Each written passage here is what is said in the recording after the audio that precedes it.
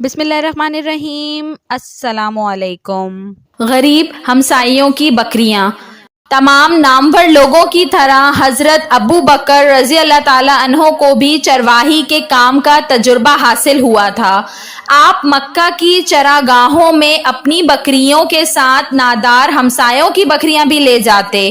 آپ ان کا دودھ بھی دو دیا کرتے تھے۔ خلیفہ منتخب ہونے کے بعد ایک روز آپ گھر لوٹ رہے تھے کہ مدینے کی ایک گلی سے گزرتے ہوئے آپ کے کان میں کچھ آوازیں پڑیں۔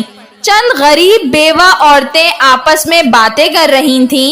ایک کہہ رہی تھی، ابو بکر رضی اللہ تعالی عنہ اب خلیفہ بن گئے ہیں، اب ہماری بکریاں کون چرائے گا، کون ان کا دودھ دوہے گا، ہمارا تو اب اللہ ہی مالک ہے۔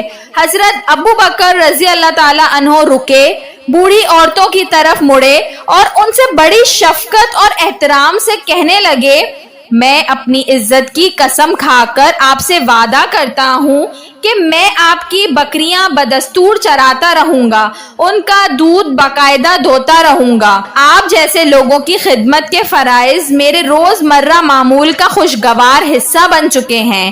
خلیفہ بننے کے بعد بھی میں انہیں ہرگز ترک نہیں کر سکتا۔ آپ کو فکر مند ہونے کی کوئی ضرورت نہیں۔ خلیفہ وقت آخری دم تک وعدہ نبھاتے رہے۔ مصروفیتوں کے باوجود آپ غریب ہمسائیوں کی بکریاں چراتے رہے اور ان کے لیے بکریوں کا دودھ بھی دوتے رہے۔ نابینا بڑھیا کا نقاب پوش خادم۔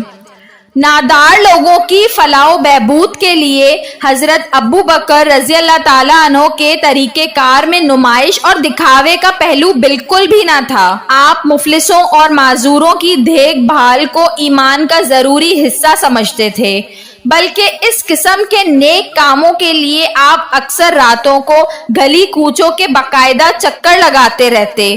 انہی دنوں کی بات ہے کہ ایک نابینا بڑھیا مدینے کی ایک گلی میں رہتی تھی۔ اس کا کوئی نہ تھا۔ حضرت عمر رضی اللہ تعالیٰ عنہ اکثر اس کے ہاں جاتے اور اس کے گھر کا سارا کام کاج خود کر دیتے۔ ایک روز حضرت عمر رضی اللہ تعالیٰ عنہ حسب معمول بڑھیا کے ہاں پہنچے تو اس نے کہا، آپ سے پہلے کوئی صاحب آئے تھے، وہ آتے ہی میرا سارا کام کاج ختم کر کے چپکے سے واپس چلے گئے ہیں۔ حضرت عمر رضی اللہ تعالیٰ عنہ کو بہت حیرت ہوئی، آخر وہ پر اسرار شخص کون تھا جو معذوروں کی خدمت میں ان سے بھی بازی لے گیا تھا؟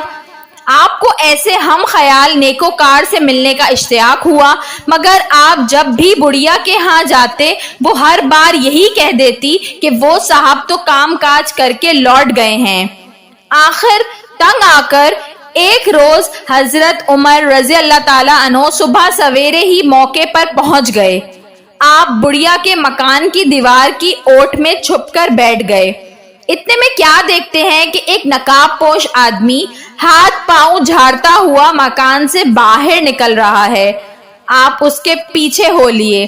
آپ نے اسے جلد ہی پہچان لیا، وہ آپ کے پرانے رفیق حضرت ابو بکر رضی اللہ تعالیٰ عنہ تھے۔ خلیفہ وقت ہوتے ہوئے بھی آپ نے معذور بڑھیا کی خدمت کے لیے وقت نکال لیا تھا۔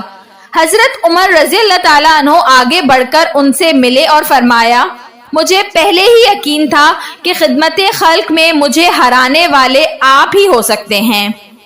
روزمرہ مصروفیات سے وقت نکال کر غریبوں کے کام آنا حضرت ابو بکر رضی اللہ تعالیٰ عنہ کا شیوا تھا۔ کردار اور اخلاق کی اس عظمت کی وجہ سے لوگ ان کا احترام کرتے تھے۔ اللہ کے خوف اور عوام کی محبت کی وجہ سے وہ بے حد مقبول ہو چکے تھے۔ سچ تو یہ ہے کہ اسی وجہ سے حضرت ابو بکر رضی اللہ تعالیٰ عنہ لوگوں کے دلوں میں گھر کر گئے۔ ویڈیو پسند آئی ہو تو اس کو ضرور لائک کریے گا، اور ایسی مزید اچھی ویڈیوز دیکھنے کے لیے میرے چینل اردو کہانی گھر کو سبسکرائب کر لیجئے۔ Thanks for watching. اللہ حافظ۔